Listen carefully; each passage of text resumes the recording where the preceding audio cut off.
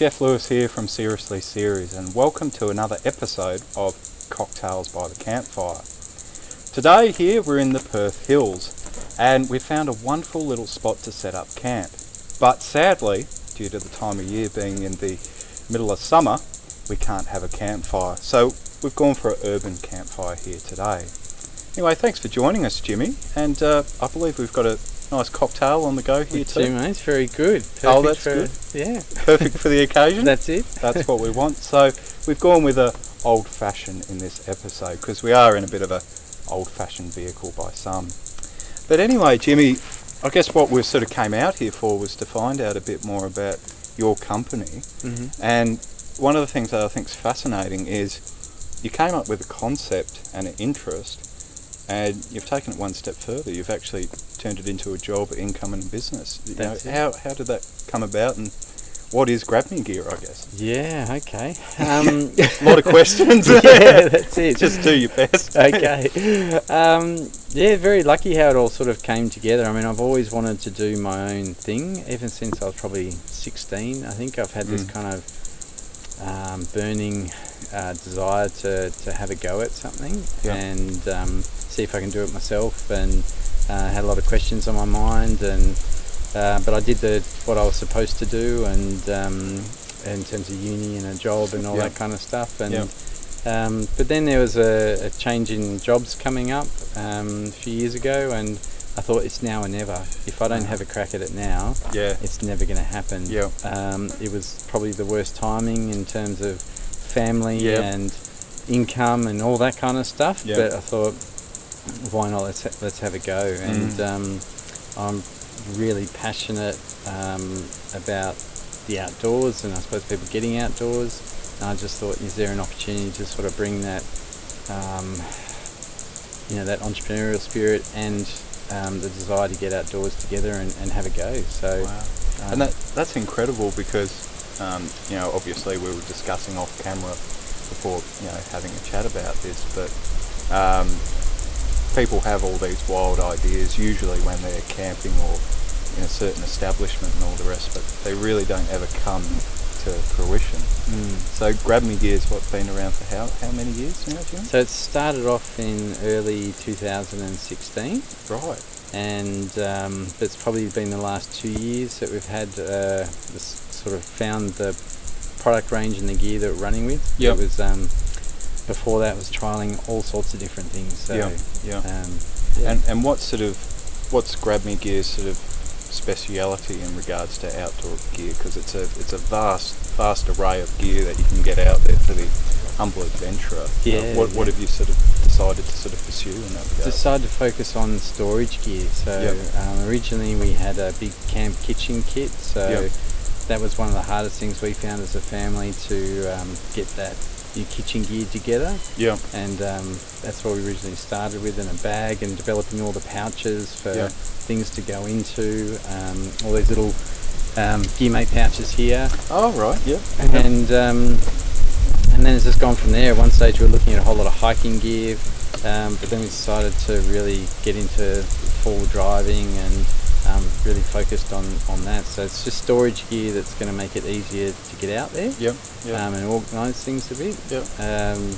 And then there's a lot of other things we want to branch into, but that's the main thing we're focusing on now. That's incredible, because it is, even like with creating content for YouTube, you're constantly having to try and evolve and find that niche, find what the market's actually wanting to do.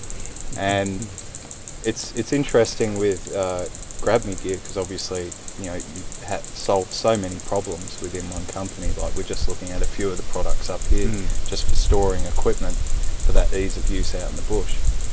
But I understand you're even going one step further in regards to your products and the concept behind it in regards to clothing.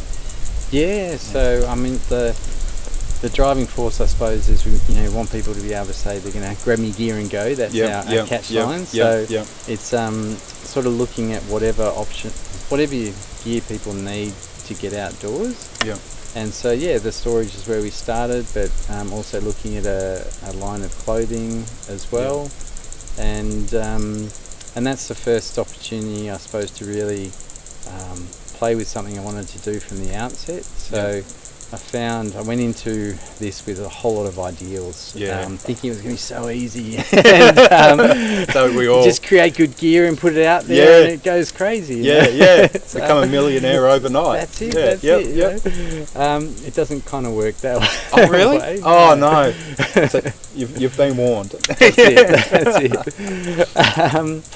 And so, I've had a lot of, I suppose, the reality constraints of what we can do and what you're able to make and what manufacturers can work with. And just to stop you there, Jimmy, but your constraints are much greater than other companies, aren't they? Because the products that you actually develop, sell and all the rest, they're locally made, aren't they? They're not just Australian made, but they're actually where you live. Or near where you live. So that's right. So there's 4 groups of people that we're working with to make everything in Perth as much as possible. Yeah. And that's the focus. We really want to have everything Australian made and as local as possible. So, with that, would you say there's more of a focus on quality in regards to the product? Definitely. Yeah. Definitely. Yeah. Things take time to produce. Also, for me, it's really important that, particularly if you're travelling remotely, you can take something and trust that it's going to work for you. Yeah. And or it can be repaired or fixed, and things are built to last. I suppose some of my thoughts, is that we don't want things just to be thrown away. And it's all right, I'll just buy another one that's cheaper. Yeah. It's make it once, make it last, and then hopefully it can be passed on. So, yeah. That's great. And it's just nice to know that there are actually businesses out there that have that in their values, because we are so driven, in a capitalist economy, and we all need money to survive, but sometimes it can sort of get the better of us, I guess you could say. Absolutely. Absolutely. Yeah, and definitely. I mean, that shirt example is one where we're getting to play with some materials. Yep. So it's all going to be organic cotton, even the care instruction tag, everything will be cotton. Wow. There'll be some little metal eyelets in it, but effectively, one of the things I'd love to do with gear down the track is if, you leave it behind, it's not going to have a adverse impact. Hopefully it can break down over time. Yeah. And so that's one of the things we're just experimenting with, and we'll see if it works, and that's fantastic. See what we can apply that to in other places down the track. So. That's great. Yeah. So it's a lot more than just, obviously functionality and then fashion too. It's actually a concept behind it. That's it. That's great. It has to work, but it also has to give back somehow as well. Yeah. That's fantastic. That's fantastic. So, grabbing gear itself, where do you see that sort of going in the future? Or where? Yeah. Let's make it more fun. Where would you like to see it going in the future? Oh, we've had the big magic wand, and and everything went fine. Dreaming is not a problem for me. In a ideal world, I mean, there's lots of things we'd love to do in the camping space. So to build that kit for people, so they can sort of go. But then, the more you go camping, and it's about just living simply and getting by with as little as you need. There's a lot of people now kind of going off grid, choosing a simpler life, and you think, well, how could the camping gear apply to that kind of simple living as well? And maybe instead of looking at swags, it's looking at other living structures, but it's still about sort of living simply. And then, if you then took that another step further, it's okay. At the moment, we sort of tend to live in cities or in congregated areas, but I think that might change in the future. So, how could a group of people come together and farm together and sort of live sustainably? So. That's sort of the stuff I enjoy reading and looking into and learning about. So it might not happen in my lifetime. So look, we never know. Like we certainly see a cultural shift happening at the moment, where people, if they have got the opportunity, are looking at sort of adopting that lifestyle. But sadly, obviously, that's not the option for many of us. But it is nice to think in our own way that we can, rein it back a little bit. Rein back the materialism side and sort of get back to, as they say, KISS, just keep it simple, stupid. Yeah. Yeah, definitely. Yeah. Definitely. And I think for our kids in the future, that's going to be really important. Yeah. So how would you sort of want to see Grab Me Gear's mark left? What would its legacy be in regards to that? I suppose it's having an option for people. So, when you're producing, gear at a certain quality, and if you're wanting to experiment and put a lot of research into materials, that all costs a lot more to do. So things are a bit more expensive. So it mightn't always be someone's first choice, particularly if someone's starting out. But when somebody's ready, when they've decided this is, that's something they want to get into, they want to do it regularly, they're wanting something that matches their values, there's an option there for them. That's really, it's just providing an option for people who are wanting to not just purchase a product, they're wanting to invest in something. So, and put something back into the future as well. And that's certainly something that's quite sort of revolutionary that I've sort of witnessed in the off-road game. But we need good equipment in order to go out there and explore Australia and the wonderful world we live in. But at the same time, the marketing aspect of it is pushed a little bit to the extreme. So it's nice to see that there's a company out there that takes value in the sense of providing good quality products for a competitive price, instead of buying stuff that's obviously come from certain nations that obviously isn't as good quality, though it might be cheaper. So it's great to see that there's a bit of a resurgence, and your company's a part of that. I guess revolution, you could say. Definitely. That's I suppose it's not the easy path. No, it never is. It's very tempting, you're always getting pulled in different directions, and but to stick to that path to me is really important, and see if you can make it work. So it's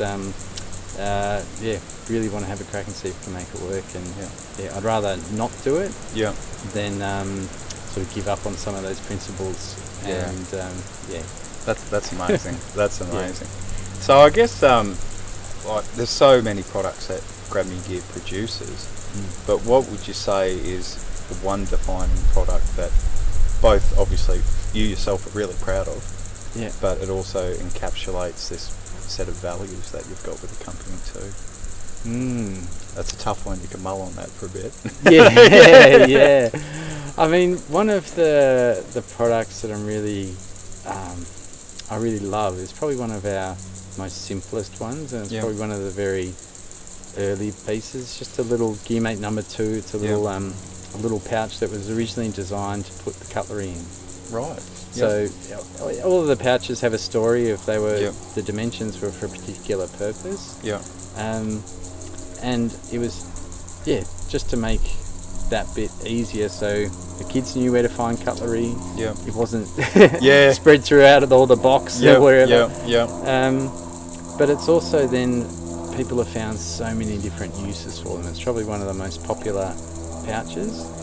What would you say is probably the oddest use or the most unlikely use that you've seen them used for?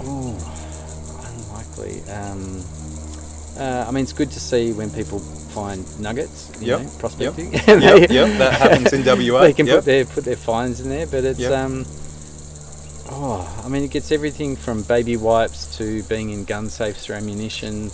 There's just all sorts of uses, and that's what I love. Is just customers sending in their pictures about things I never imagined or how they've put it to use, and so it's just a really simple product, and but for it's something that I suppose it's a $14 little bag, but you can do so much with it. It's so versatile. That's one of the things I love about it. And even your stubby cooler too. That's a slightly different take on the ideology of being able to actually keep your gear cool, isn't it? Yeah. So and I think we've got one here, don't that's we? it. We do. It just happens to be there. Yeah. Should we get it down and actually show the audience? Sure. Because it is actually quite remarkable, and I only actually found out about this today. Yes. So what can you actually use it for, Jimmy? So this is our what we call the Swig Swag. Okay. So it's designed so if you're drinking from a can or a bottle or whatever it is, you can slide it into there. Yep. So that's what you're swigging on. Okay. Yep. But also, if at camp, a lot of the times, I've done it heaps. You forget your pillow.